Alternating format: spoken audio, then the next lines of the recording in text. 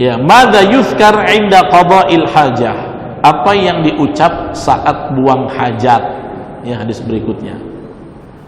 Hadisnya An Abdul Aziz bin Suhaib, dari Abdul Aziz bin Suhaib, dia berkata, sami'tu Anasan, aku mendengar Anas bin Malik maksudnya, yaqul, berkata Anas tentang Nabi, kana Nabi sallallahu alaihi wasallam, Nabi itu kalau ada kata-kata hadis kana berarti seringnya. Kalau kana tuh hampir rutin. Ya. Kalau ada kata-kata kana dalam hadis, hampir selalu nggak ditinggalkan, walaupun mungkin bentuknya nggak haram kalau kelupaan gitu. Ya, kana Rasulullah. Kalau udah kana itu berarti mayoritas setiap melakukan itu beliau lakukan hal tersebut. Ya.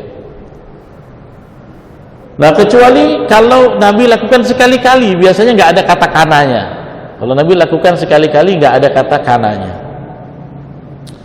Karena Nabi sallallahu alaihi wasallam biasanya, nah kalau terjemahan kana cocoknya sih biasanya, Nabi itu idza dakhalal khala, khala ini artinya toilet, tandas, jamban, WC. Kalau beliau memasuki WC, beliau akan berdoa, Allahumma inni a'udzubika minal khubuthi wal khaba'ith. Ya. Wa qala Musa an Hammad, kata Musa dari Hammad, idza dakhala, maksud dari Sa'id bin Zaid menjelaskan ini maksudnya adalah idza arada an yadkhula, bukan di dalam tapi ketika baru mau masuk. Dan ini Pak, betul, ini adab yang receh tapi sering dilupakan. Tadi pas pula di ibu-ibu, karena di masjid, beberapa masjid kan lagi bahas ini ya, di kitab fikih ya, kebetulan aja sih, kebetulan saya sampaikan adab-adab qada'ul hajah adalah jangan nyebut nama Allah, jangan baca Quran, bahkan dari hadis Aisyah aja salam jangan dijawab. Ya, dalam kitab-kitab fikih disebutkan an yakuffa anil kalami mutlaqan, tahan berbicara secara mutlak. Tapi tadi ibu-ibu sampai setelah pengajian dia nanya, Ustaz gimana? Saya maaf ya Ustaz, kalau saya mandi janabah katanya, kan habis mandi saya wudhu lagi. Waktu wudhu itu saya bilang bismillah di dalam kamar mandi. Dan ketika ditanya banyak ibu-ibu yang begitu. Kan kalau mau mandi junub atau mau wudhu sunahnya baca bismillah. Jadi ibu bilang disebut di dalam. Saya bilang terang-terangan. Itu yang banyak orang nggak tahu sekarang. Makanya disebut oleh ya Sa'id bin Zaid, beliau mengatakan maksudnya idza dakhala, kalau masuk itu idza arada an yadkhul, kalau pengen masuk berarti sebelum masuk ucapkan basmalah. Wong ketika ada orang salam aja Nabi nggak jawab karena ada lafaz Allah di situ, menjaga, mensucikan, tanzihan lismillah, mensucikan asma Allah, jangan disebut di tempat kotor, apalagi baca bismillah. Salam kan waalaikumsalam warahmatullah, jangan sampai tersebut. Ini dia baca bismillah. Jadi kayak kalau mandi janabah, sebelum mengguyur pertama saya bismillah, waktu mau wudu saya bismillah. La haula wala quwata illa billah. Selama ini begitu Pak Ustadz, mohon ampun, jangan minum sama saya. Saya bilang, ibu, kalau ibu nggak tahu ilmunya, nggak apa-apa kok, jangan panik, jangan, nggak apa-apa. Berarti kami nanti dituntut Allah lah ya, kenapa? Karena nyebut-nyebut namanya di tempat kotor. Enggak lah, saya bilang. Namanya nggak tahu. Kalau udah tahu, degil, saya bilang. Udah tahu masih bilang, degil. Gitu ya. Namanya ibu nggak tahu, nggak apa-apa. Jadi kami bacanya kapan? Waktu sebelum masuk. Kenapa? Karena bismillah itu kan satu ikhtiar supaya segala kegiatan kita menjadi sunnah dan berkah kan. Buang hajat itu kan Pak bukan urusan agama sebenarnya, tapi bisa jadi agama kalau kita pakai adab sunnah, jadi pahala. Karena hadisnya gimana? Kullu amrin dzubalin la yubda bil basmalah fahuwa aqta, ini dalil umum. Setiap perkara yang tak dimulai dengan basmalah terputus. Maksudnya apa? Putus dari barokah. semuanya, bahkan sampai mohon maaf jima, buang air, kepleset aja dalam tafsir Ibnu Katsir basmalah, kepleset baca basmalah, menyebut asma Allah. Maka solusinya saya bilang, ibu sebelum masuk, kan saya di sana mau mandi Ustaz. Mandi itu kan bagusnya kalau mau wudhu juga saya baca basmalah. Iya, karena sebelum masuk sudah dibaca. Maka setelah ibu baca, ibu masuk, semua rangkaian kegiatan itu sudah dipayungi dengan basmalah. Saya bilang tasmiyahnya sudah di awal. Jadi waktu guyur nggak usah lagi. Tolong mulai saat ini jangan ucapkan asma Allah di dalam WC, jangan sebut Al-Quran, jangan nampakkan segala sesuatu. Bertuliskan aja nggak boleh, Pak. Setelah Anda pakai tanjak nih, tanjak la ilaha illallah nih, ada kan yang waktu itu orang pakai, nggak boleh, jangan dimasukin WC. Itu tanzihan lismillah, bentuk kita mensucikan asma Allah. Begitu Islam ngajarin, Pak. Gimana? Kalau Anda pakai ini ada la ilaha itu, buka, taruh di dalam, taruh di luar, jangan dibawa masuk. Nabi aja begitu, Nabi punya cincin Muhammad Rasulullah kan. Kalau mau masuk, beliau copot, taruh di depan. Karena apa? Ada nama Allah di cincin aku. Nggak sanggup aku bawa masuk. Ya. Nah, ini dalam riwayat Imam Bukhari.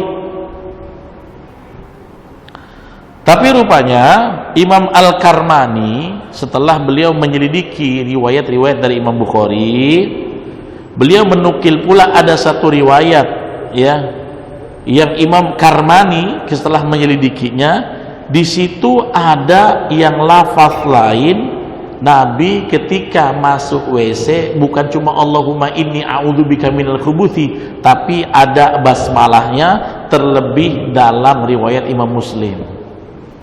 Jadi kalau ada Imam Bukhari nggak ada basmalahnya, langsung Allahumma inni. Riwayat yang lain nggak ada, tiba-tiba ada satu riwayat ada, syaratnya bagus, tidak ada thal, tidak ada ilat.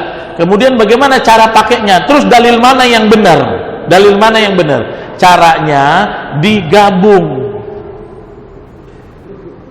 Jadi gitu, Pak. Namanya mengistimbat hukum itu, ada hadis yang mengatakan Nabi nggak baca, ada hadis yang mengatakan Nabi baca. Namanya jam'ul hadis. Digabungkan, terus ditahqiq, diteliti riwayat-riwayatnya sehat nggak, sahih nggak. Ketika sahih, maka yang ada tambahannya itu yang dipakai, ya, itu yang dipakai. Kecuali ketika diteliti syarat riwayatnya itu tidak kuat, baru boleh kita tanggalkan, ya. Jadi di riwayat Imam Muslim itu ada bismillahnya. Bagaimana bunyinya? Nabi idza dakhalal khala qol. Nabi kalau mau masuk ke dalam WC, beliau mengatakan bismillahi Allahumma inni a'udzubika minal khubuthi. Fi-nya lidahnya digigit ya, Pak. Fa. Minal khubuthi wal khaba'ith. Bukan khubusi, tapi khubuthi, ya. Artinya apa? Dengan nama Allah. Kenapa sih harus ada nama Allah? Padahal mau buang air, masuk tandas, menandakan penghambaan yang Nabi ajarkan, bahwa di WC pun kau harus menghamba pada Allah dengan nama Allah, bukan karena kebisaan kekuatan aku. Itu memang salah satunya nafi itsbat juga. Ketika mau masuk WC tetap menghambakan diri kepada Allah. Allahumma ya Allah, ya a'udzubika, ini namanya al-i'tiadzah, aku berlindung kepadamu minal khubuthi, ya. Khubuthi ini jamak, ya, dari khabithun. Khabith itu diterjemahkan setan laki-laki, ya. Setan perempuan, ya, khabithatun, ya. Khubuthi jamak dari khabithun, khaba'ith jamak dari khabithatun, ya. Artinya seperti itu. Kadang-kadang kata Imam Ibnu Asakir, dia juga kadang-kadang khubuthi dibaca dengan khubuthi. Ya, huruf ba-nya disukunkan. Khubuthi maknanya tidak ada perbedaan. Tapi ada catatan yang unik dari Ibnul Arabi tentang makna khubuthi ini. Beliau mengatakan makna khubuthi ini sesuatu yang kotor, yang jelek, yang nggak disukai. Makanya disifati dengan setan begitu, kotor. Kenapa kotor? Kekufurannya kepada Allah. Ya, yang tidak disukai kenapa? Karena tidak mau patuh kepada Allah. Itu syaitan. Terlalu sering mangkir dari ketaatan kepada Allah, menggoda manusia, mengajak kepada yang buruk. Ya. Makna khubuth itu kalau berupa makanan, itu makanan haram. Misalnya disebut ta'amul khubuth, dibilang gitu ya. Ini makanan yang khubuth, berarti makanan yang haram. Kalau dianalogikan dengan makanan, ya. Kalau dalam akidah, ya misalnya, ya al-aqaidul khaba'ith, akidah-akidahnya itu kufur. Makanya kata khubuth ini Ibnul Arabi kalau kembangkan mengatakan banyak. Kalau dipakai dalam bentuk minuman, ya, al-khabithu misalnya syurbul khabith, minuman yang khabith, itu biasanya minumannya berbahaya seperti khamar. Ya. Karena itu hal yang jelek-jelek, kita disunahkan untuk berlindung ketika masuk ke dalam tandas. Baca itu ya, bismillahi Allahumma inni a'udzubika minal khubuthi wal khaba'ith. Kalau keluar kaki kanan ucapkan gufranaka. Ya. Ada riwayat yang lain, alhamdulillahilladzi azhaba 'annil adza wa 'afani. Boleh. Lebih kuat yang gufronaka, tapi dua-duanya sabit juga kok. Ya, gufronaka artinya ampunanmu ya Allah. Takutnya dalam kelakuan kita di dalam kamar mandi ada yang Allah tak ridhoi. Gufronaka. Ya, asli gufronaka itu maghfiratan min indika, ampunan dari sisimu ya Allah.